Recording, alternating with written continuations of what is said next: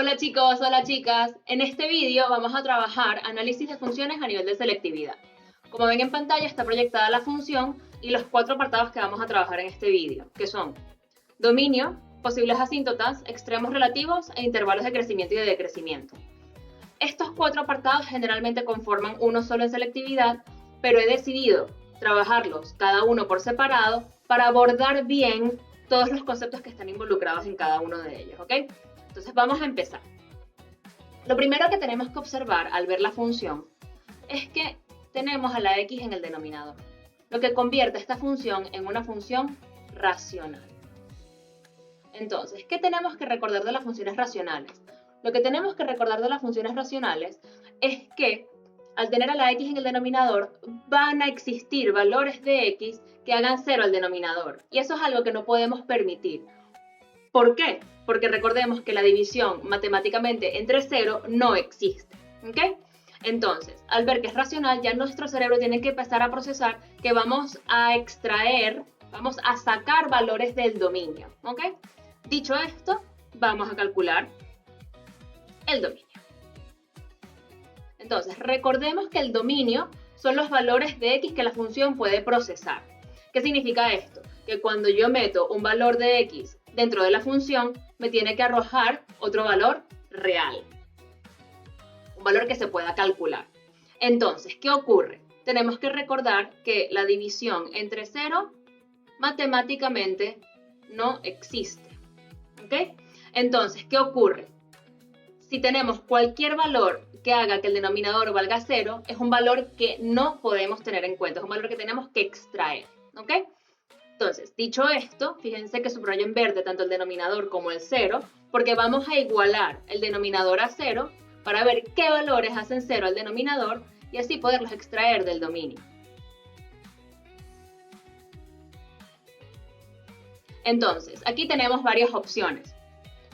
Tenemos la opción de aplicar la resolvente, que es la fórmula que utilizamos para resolver ecuaciones de segundo grado, la famosísima menos b más menos raíz de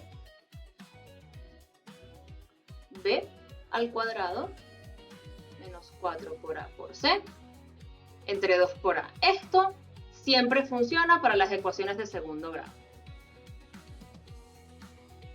Esta la podemos usar y es una opción.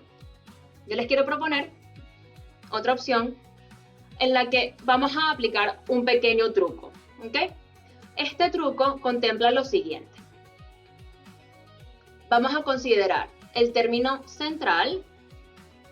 Vamos a utilizar esto mejor. El término central o la b. Y el término independiente o la c. ¿Ok? Entonces recordemos que esto es b. B sería menos 4 y c sería 3. Entonces, ¿qué vamos a hacer? Como tenemos una ecuación de segundo grado, la vamos a factorizar. Entonces, al factorizar vamos a generar 2 factores, por ser una ecuación de segundo grado. Entonces, abrimos estos 2 paréntesis aquí y ponemos a nuestra variable directamente aquí. Entonces, el truco que vamos a utilizar ahora aplica exclusivamente en el caso en el que el coeficiente de x al cuadrado sea 1. ¿Ok? Si no es 1, el truco cambia. Y hay que considerar más cosas. Entonces, cuando no sea 1, mi recomendación personal es que apliquen directamente la resolvente.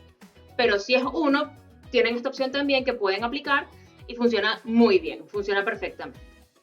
Entonces, ¿qué es lo que tenemos que hacer ahora? Tenemos que buscar 2 valores que sumados me den b y multiplicados me den c.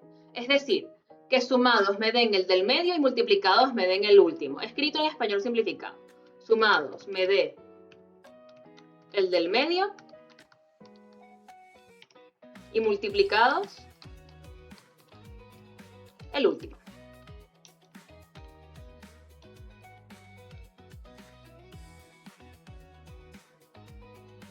Entonces, estos valores los podemos llamar m y n, por ejemplo. Entonces, necesito un m más n que me dé menos 4 y un m por n que me dé 3. Entonces, vamos a marcar aquí en rojo.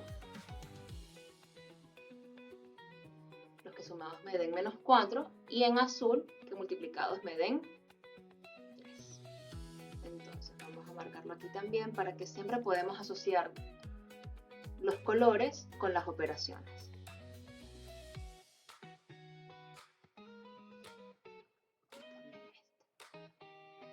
Muy bien. Entonces, hecho esto, vamos a buscar estos números. Yo voy a probar directamente con la multiplicación. Generalmente, en mi experiencia personal, es más sencillo conseguir los números que multiplicados den el último y a partir de allí hacer la prueba con sumados den el del medio. Es absolutamente indiferente el orden en el que lo hagan, todo depende como ustedes lo vean.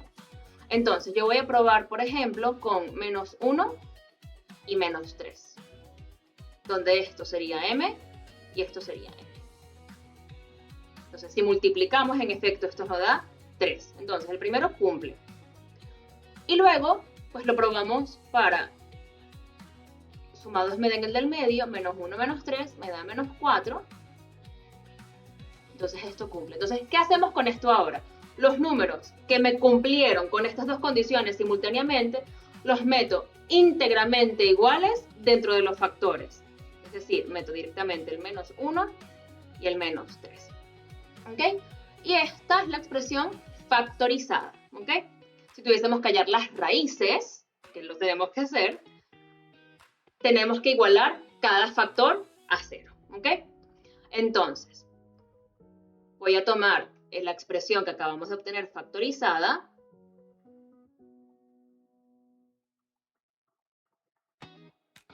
y voy a igualar cada una de ellas a 0. Entonces, x menos 1 igual a 0 y x menos 3 igual a 0.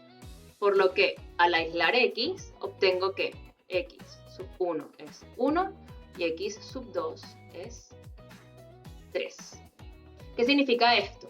Que si yo meto en la función x igual a 1 o x igual a 3, el denominador será 0 y no se puede procesar la imagen, no se puede arrojar un resultado, no hay un valor de salida.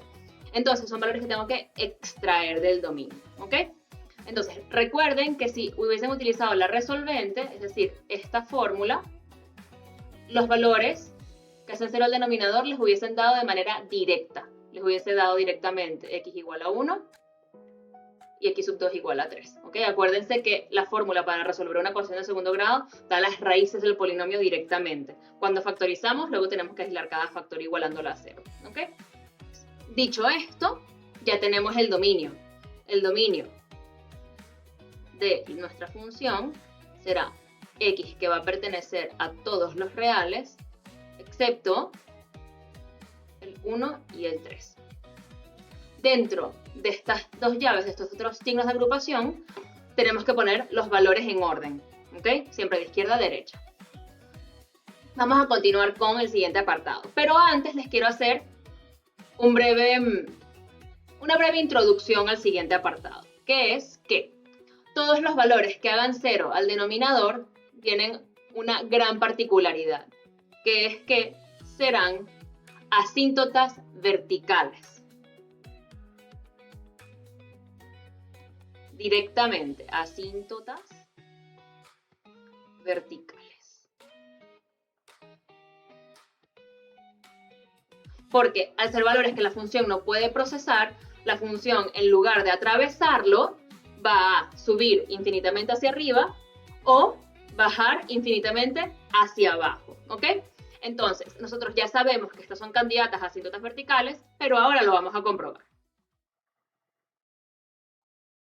Aquí tenemos apartado B, posibles asíntotas.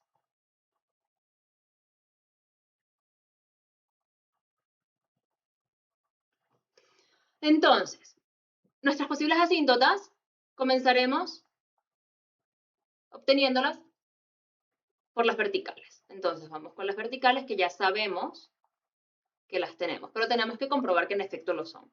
Entonces, recordemos que cuando queremos obtener asíntotas verticales, debemos calcular los límites laterales de aquellos valores que hagan 0 al denominador, ¿ok? En el caso de las funciones racionales, ¿sí? Entonces, en caso de la función racional, cuando yo ya obtengo los valores que me hacen cero el denominador, eso inmediatamente es una asíntota vertical, ¿ok?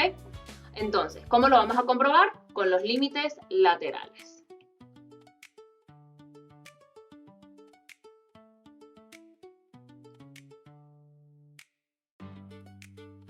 Entonces, vamos a tener que hacer 4 límites. 1 por la izquierda, 1 por la derecha, 3 por la izquierda, 3 por la derecha.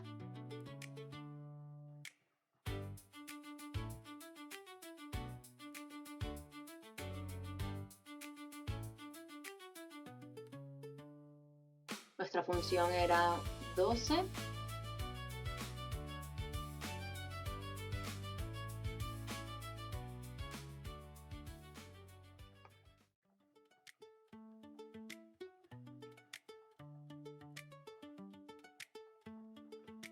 Al cuadrado menos 4x más 3, voy a verificar por si acaso, x al cuadrado menos 4x más 3.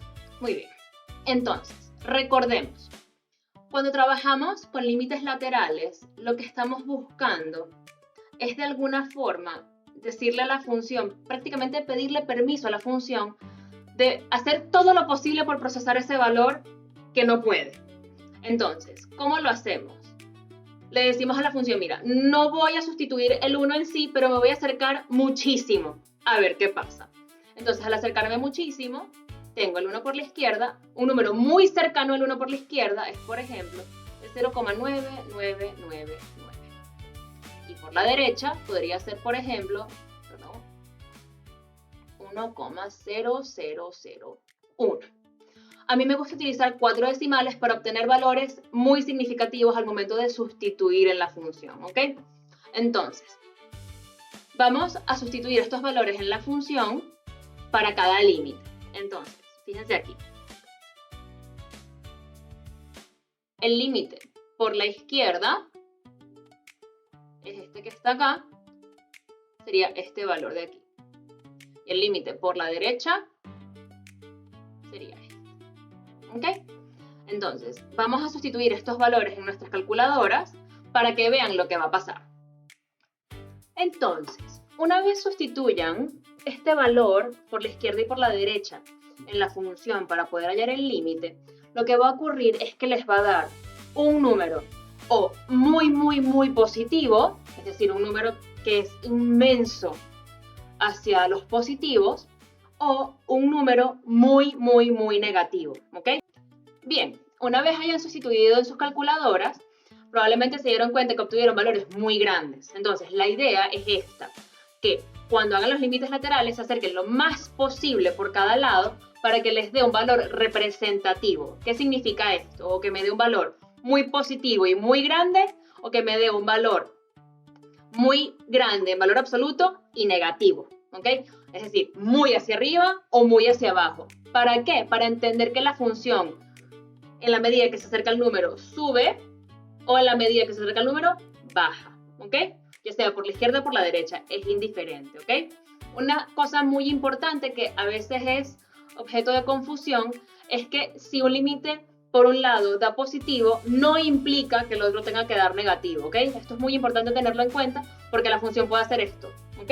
Y son los dos positivos, o la función puede hacer así también, y los dos tienden a menos infinito, ¿ok? Entonces, hecho esto, hay que hacerlo con el otro valor, que ya lo tenemos listo por aquí. Cuando lo hagan en sus calculadoras se darán cuenta que el límite de 3 por la izquierda les dará un valor muy grande en valor absoluto y negativo, y verán que cuando lo hagan por la derecha les dará un valor muy grande, ¿ok? Entonces eso significa que tiende a más infinito. Si quieren comprobar este comportamiento, se pueden acercar todavía más y verán que el número les dará todavía más grande, ¿ok?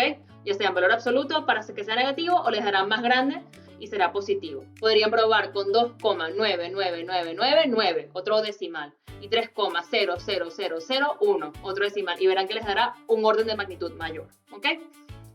Entonces, dicho esto, ya está comprobado que en x igual 1 y en x igual 3 hay dos asíntotas verticales.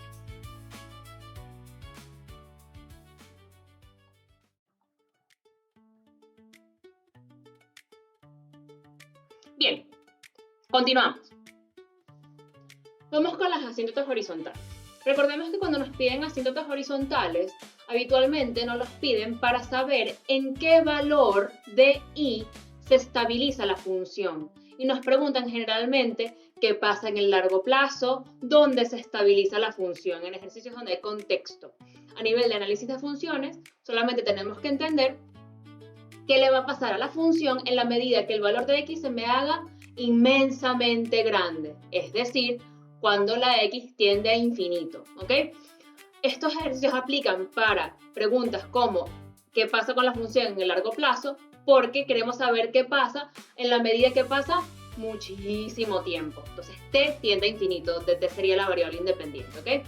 Para efectos de este ejercicio, vamos a trabajar con x. Entonces,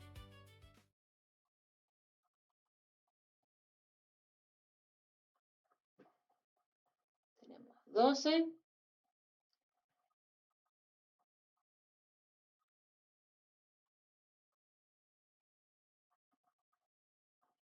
menos 4x más 3. Vamos a verificar que esto en efecto sea así. Sí es. Vamos a borrar este 4 que parece un 9. 4. Mejor así.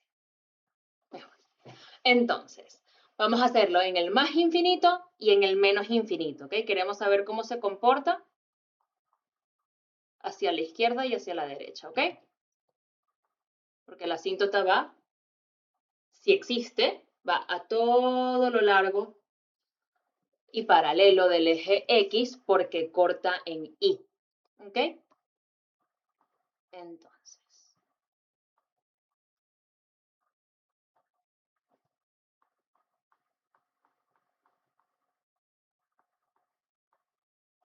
una vez escritas las funciones, sencillamente sustituimos, ¿ok? Entonces, ¿qué va a ocurrir? Cuando tenemos límites, cuando x tiende a infinito, de funciones racionales, lo único que tenemos que tener en cuenta es el grado de cada parte de la expresión, es decir, el grado del numerador y el grado del denominador.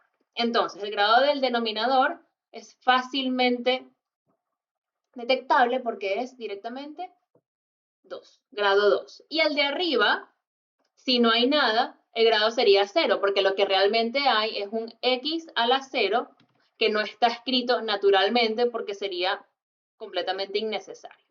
Pero nosotros lo vamos a escribir para poder hacer la comparación. Entonces, si el grado de arriba es menor que el grado de abajo, eso inmediatamente va a tender a 0, ¿ok? Esto es una regla. Recuerden que para calcular asíntotas en el infinito de funciones racionales, siempre tenemos que mirar los grados, ¿ok? Entonces, esto tiende a 0. Por hacerles un ejemplo sencillo, ¿ok? Háganse de cuenta que estamos dividiendo 12 entre un número inmensamente grande, ¿ok? Entre infinito al cuadrado, ¿ok? Entonces, es dividir 12 entre un número tan grande que al final vamos a obtener un número muy pequeño. Tan pequeño que matemáticamente tenderá a 0. ¿Ok? Entonces, hacemos lo mismo con el límite de x que tiende a menos infinito y vamos a obtener 0 también. Sería tan fácil como sustituir este menos infinito en este x al cuadrado que me quedará positivo y será infinitamente más grande que este que está aquí, que también quedaría 4 por menos infinito, pero como está este menos antes, también queda positivo. Entonces el denominador sigue siendo positivo y por tanto será 12 entre un infinito muy grande, me quedará 0. ¿Ok? Entonces, ¿con esto qué podemos concluir? Podemos concluir que hay una asíntota horizontal en y igual 0. Y esto siempre va a pasar en la medida que el grado del numerador sea menor que el grado del denominador. ¿Ok?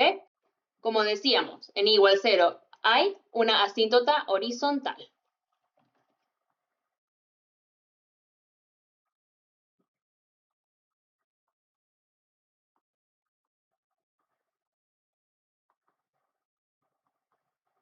¿Ok?